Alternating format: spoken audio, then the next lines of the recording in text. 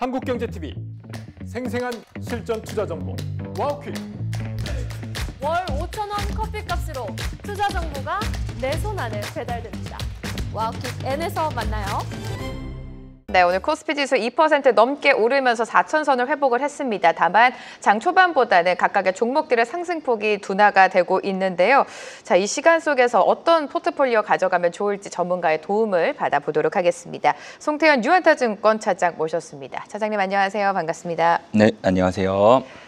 자, 집중 섹터, 회피 섹터 바로 만나보도록 하겠습니다. 일단 집중이 반도체, 회피는 엔터 가지고 오셨는데 반도체 이야기, 엔비디아 이야기 너무 많이 들으셨을 것 같아요. AI 버블론을 일축시키면서 AI, 그러니까 엔비디아 3분기 실적 좋았고요. 4분기 향후 가이던스까지 시장 컨센을 크게 웃도는 강력한 가이던스를 제시를 했습니다. 훈풍을 이어받아서 오늘 반도체주 잘 가고 있는데 또 한 번 반도체를 집중으로 가지고 오신 이유는 이제 엔비디아 실적을 확인했으니까 더 잘 갈 거라고 보시는 겁니까? 오늘 조금 아쉬운 흐름이 나오는 것 같아요. 장 초반만 하더라도 관련된 섹터 안에서 대부분의 주가 흐름들이 좋았었는데 그 탄력도가 조금 낮아지고 있다는 점은 좀 아쉬운 부분이기는 하지만 그럼에도 불구하고 엔비디아에 대한 실적 발표 이후에 미국에서에 대한 시장에서 필라델피아 반도체 지수가 끝까지 상승이 나오게 된다면 그 부분에 있어서는 추가적인 상승이 반도체 섹터에서 충분히 가능하다라고 생각을 하고 있어서 반도체 섹터를 우리가 중점적으로 봐야 된다라고 보시면 될 것 같아요. 사실 엔비디아 실적을 발표하게 됐을 때 숫자적인 측면은 이미 다 잘 나올 걸로 알고 계셨는데 네. 결국은 시간에서 올라가느냐 빠지느냐 이게 가장 심리에 중요했을 거란 말이에요. 심리적으로, 네. 그런 부분에서 봤을 때 시간에서 올라가는 걸 확인하자마자 살려줬구나라는 생각을 많이 했었었는데 그 부분 자체가 결국은 이게 장 끝에 정규장 들어가서 끝에는 밀릴 수도 있다. 이러한 이제 관측 때문에 일부는 지금 되돌림이 나오고 있는 것이 아닌가라고 판단을 하고 있고요. 그 관련돼서도 이제 수요에 대한 부분이 컨퍼런스 콜에서 나왔던 부분이 있었었는데 2026년도에도 계속적으로 공급 부족이 이루어지게 될 것이다 라는 내용은 결국은 이제 D램이라든지 아니면 HBM 관련돼서도 계속적으로 가격에 대한 부분이 어느 정도 수준을 유지해 줄 가능성이 상당히 높다는 점을 의미할 수 있을 테니까 그러면 삼성전자라든지 아니면 SK 하이닉스 같은 경우에도 상당 부분 2025년도 4분기라든지 아니면 2026년도의 실적을 보게 된다 하더라도 모두 다 실적에 대한 흐름 자체가 좋게 나올 수 있다라는 부분으로 연결이 될 수 있을 것 같아요.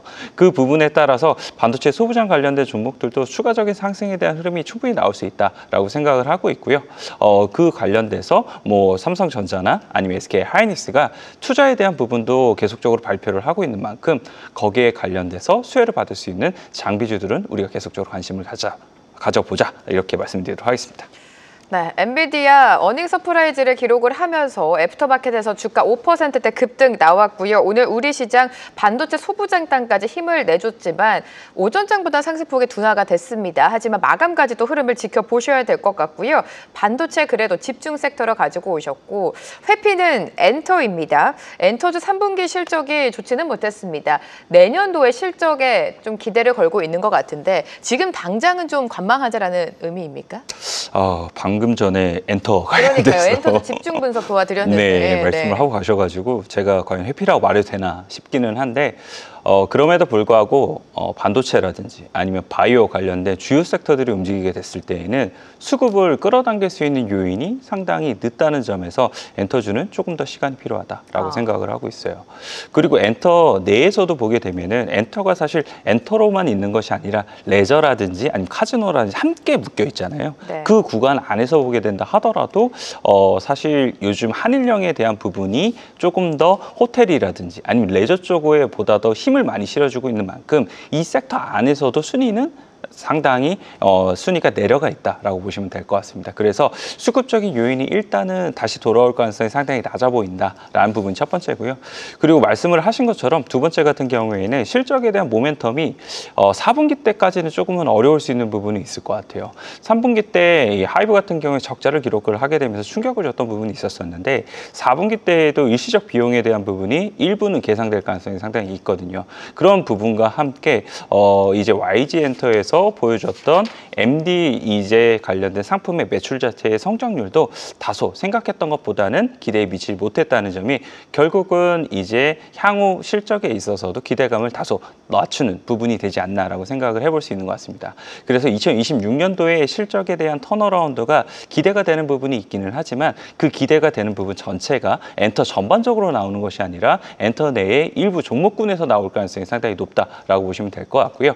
엔터 내에서 2026년도에 실적의 성장이 가장 가시적으로 잘 보이는 것이 결국은 하이브가 될 수밖에 없게 될 텐데 BTS라는 메가 IP 관련돼서 복귀에 대한 부분이 돌아올 수 있는 부분이 있어서 결국은 엔터에서 만약 선택을 하게 되었을 때에는 결국 하이브가 최소 노주로 제시가 될 수밖에 없게 되는 이러한 지금 환경이 있다라고 보시면 될 것 같고요. 네. 차선 노주로는 JYP가 계속적으로 이야기가 나오고 있는데 JYP 같은 경우에는 사실상 다른 이 종목들 대비했을 때보다 올라간 폭이 없었기 때문에 그 관련돼서 밸류에이션에 대한 매력도와 그리고 캐대언으로 인해서 트와이스가 다시 한 번 더 주목도가 올라가고 있다는 점. 이 두 가지의 포인트가 맞춰지게 되면서 JYP가 차선호주로 나오고 있습니다. 그래서 이 부분에 워킹을 하기 위해서는 내년도 한 3월 정도까지는 봐야 되지 않을까 이렇게 좀 생각을 하고 있고요.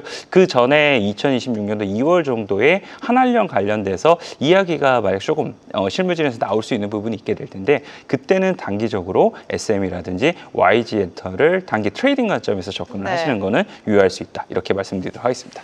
네, 지금 당장에 엔터주가 수급을 끌고 가기에는 힘이 부족할 수 있다. 하지만 긴 호흡으로 봤을 때는 일단 최선호주는 하이브로 제시를 해주셨습니다. 지난주 포트 리뷰를 해보자면 반도체, 제약바이오 다 긍정적으로 바라봐 주셨고 탑픽으로 G2G 바이오 제시해 주셨는데 수익률이 나쁘지 않았습니다. 한 번쯤 끊고 갈까요? 아니요, 저는 계속 움직임이 나올 것 같아요.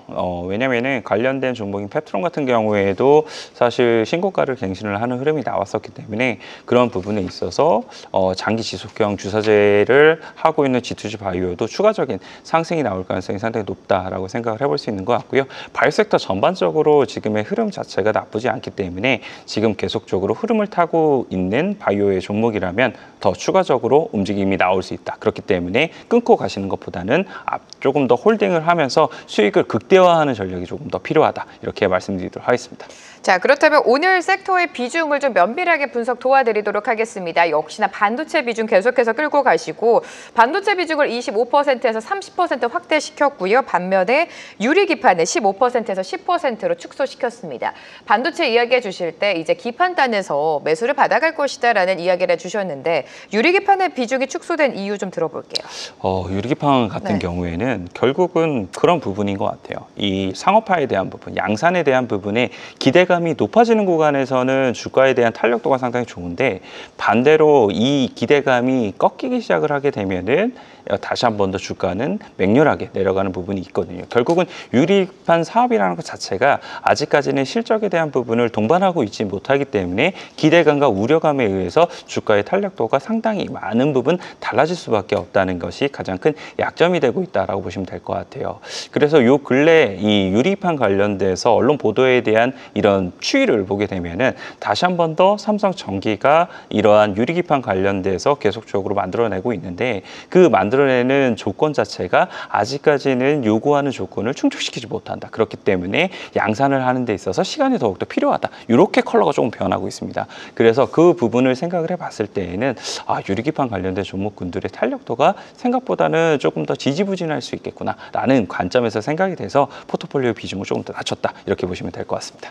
자, 그렇다면 반도체 섹터 안에서 유리기판 비중은 살짝 낮췄는데 그럼에도 반도체 비중이 포트 안에서 가장 큽니다. 탑픽 종목 제시해 주실까요? 일단은 반도체 내에서는 원익 IPS, 네. 가져왔어요. 장비 관련돼서는 가장 노멀한 종목이 될 수 있다라고 보시면 될 것 같은데 일단은 삼성전자가 투자 관련돼서 P5에 대한 투자에 대한 이야기를 했습니다. 450조 관련된 투자를 얘기를 했고 그 지금 보게 되면 P2에서 P4까지에 대한 장비가 계속적으로 반입이 되고 있는 부분이 있거든요. 그런데 여기에 P5까지 나오게 된다면 장비 관련된 이러한 이제 회사들에 대한 수주에 수주에 대한 모멘텀의 이 시점 자체가 더욱더 길어질 수 있다라는 부분으로 해석을 해볼 수 있는 것 같고요. 사실 또 하나의 이제 우려감으로 작용이 됐던 거는 결국은 공장 증설을 하게 되면 단가적인 측면에서 문제가 될 수 있지 않겠느냐. 이러한 부분도 일부는 있었었는데 그런 부분이 결국은 P5라는 공장 증설에 대해서는 2027년도에 가서야 사실상 어느 정도 장비 반입이라든지 2028년도에 가서야 생산이 가능하기 때문에 그런 부분은 크게는 문제가 될 필요는 없다라고 보시면 될 것 같습니다. 그래서 장비 관련된 종목군들이 수주가 더욱더 길어진 곳에 포인트가 맞춰져 있다라고 보시면 될 것 같고요. 원익 IPS 같은 경우에는 삼성전자랑 관련돼서 매출 비중이 50%가 넘어가고 있기 때문에 그러한 부분에 있어서 삼성전자가 투자하는 데 있어 장비에 대한 수주는 필연적으로 나올 수밖에 없다라고 보시면 될 것 같고요. D램이라든지 아니면 낸드라든지 아니면 파운드리 관련돼서도 원익 IPS에 대한 장비를 사용을 하기 있기 때문에 그런 부분에 있어서 원익 IPS가 오늘 사실 음봉을 그리면서 조금 아쉬운 흐름이 나오고 있기는 하지만 그럼에도 불구하고 우리가 관심 있게 봐야 된다. 이렇게 말씀드리도록 하겠습니다. 원익 IPS를 현 시점에서 탑픽 종목으로 제시해 주셨고 지금 CCL 섹터를 신규로 편입을 했는데 편입하신 이유와 함께 관련 종목도 좀 소개를 해주셔야 될 것 같아요. CCL 관련돼서는 결국은 2026년도에 쇼티지가 날 가능성이 상당히 있다라는 관점 때문이에요. 네. HBM이 사실 쇼티지가 났던 게 2025년이잖아요. 2026년도에는 공급에 대한 부분이 늘어나기 시작을 하게 되면 그 늘어나는 HBM을 이제 도와주기 위한 CCL이라든지 아니면은 뭐 MLB라든지 이러한 이제 관련된 부분에 있어서 쇼티지가 날 수 있다는 거죠. 그 부분에 있어서 CCL 같은 경우에는 다시 한 번 더 우리가 주목도가 올라갈 가능성이 상당히 높다라고 보시면 될 것 같고요. 관련된 종목으로 보게 되면 두산이라는 종목이 있어요. 두산 같은 경우에는 자회사로 두산전자가 있게 되는데 이 CCL이라는 모멘텀 자체로 사실 두산이 30만 원부터 지금 100만 원까지 계속적으로 올라왔던 부분이 있었거든요. 그럼에도 불구하고 추가적으로 엔비디아랑 관련돼서 모멘텀은 계속 이어질 가능성이 상당히 높다라고 보시면 될 것 같고 경쟁사가 사실 엔비디아 관련돼서 차세대 GPU 칩에 대해서 들어갈 가능성이 상당히 높았었는데 그런 부분이 얼마 전에 좌절이 됐기 때문에 두산이 추가적으로 독점에 대한 요소가 생긴 부분이 있게 될 거고 그리고 추가적인 부분이 있어서 차세대 칩에 들어가게 되면 ASP에 대한 부분도 더욱더 좋아지게 될 테니까 그 부분에 있어서도 두산의 실적을 더욱더 기대해 볼 수 있는 부분이 상당히 많다라고 보시면 될 것 같습니다. 3분기 실적에 대한 부분이 조금 안 좋게 나왔던 부분이 있었었는데 오히려 기저효과로서에 대한 작용이 될 가능성이 상당히 높다라고 보시면 될 것 같고요. 두산 같은 경우에도 오늘 꼬리가 조금 위로 길게 달리는 부분이 있기는 하지만 그럼에도 불구하고 두산도 우리가 관심 있게 봐야 되는 중요한 종목 중에 하나이다. 이렇게 말씀드리도록 하겠습니다. 네, CCL 섹터 안에서 시장에서 우위를 선점하고 있는 두산을 보자라고 언급해 주셨고 단기 트레이딩 관점으로도 어떤 종목을 보고 계시는지 간략하게 여쭤볼게요. 네, 의료 AI 관련된 종목이고요. 의료 AI, 네. 프로티나라는 종목입니다. 사실 프로티나라는 종목은 많은 분들께서 얘기를 하실 수 있었을 텐데 그럼에도 불구하고 추가적인 상승이 나올 가능성이 요 근래는 상당히 많아 보인다라고 보시면 될 것 같아요. 단백질 항체 치료제에 관련돼서 이 의학 신약 관련된 부분을 AI를 통해서 우리가 찾아내겠다라고 얘기를 하고 있는 업체 중에 하나인데 제약사들이 어떠한 이제 기존에 작용을 하게 되는 부분에 항체 치료제를 만들어줘라고 얘기를 하게 되면 프로티나가 그에 관련된 설계와 엔지니어를 맞춰주는 이러한 이제 역할을 하고 있다라고 보시면 될 것 같습니다. 의료 AI에 관련된 부분이 사실 어떻게 보면 바이오와 AI의 접목점이 될 수 있는 중요한 이 부분이 되고 있거든요. 그런 관점에서 생각을 해봤을 때에는 프로티나에 대한 부분 혹은 의료 AI에 관련된 종목군들이 추가적으로 움직일 가능성이 상당히 높지 않나라고 판단을 해볼 수 있는 것 같고요. 예전에 유명했었던 뭐 뷰너라든지 아니면 루닛보다는 요즘 더 핫한 종목군들이 많이 움직이고 있다는 점을 생각을 해봤을 때 신규 상장 중인 프로티나는 추가적으로 움직일 가능성이 상당히 더욱더 높다. 이렇게 말씀드리도록 하겠습니다. 네, 프로티나 눈여겨보자라는 말씀까지 들어봤습니다. 오늘 이 시간 송태현 차장과 함께했습니다. 고맙습니다. 계속해서 다양한 경제 이슈를 알고 싶다면 구독과 좋아요, 알림 설정 부탁드립니다. AI 캐스터 권미정이었습니다.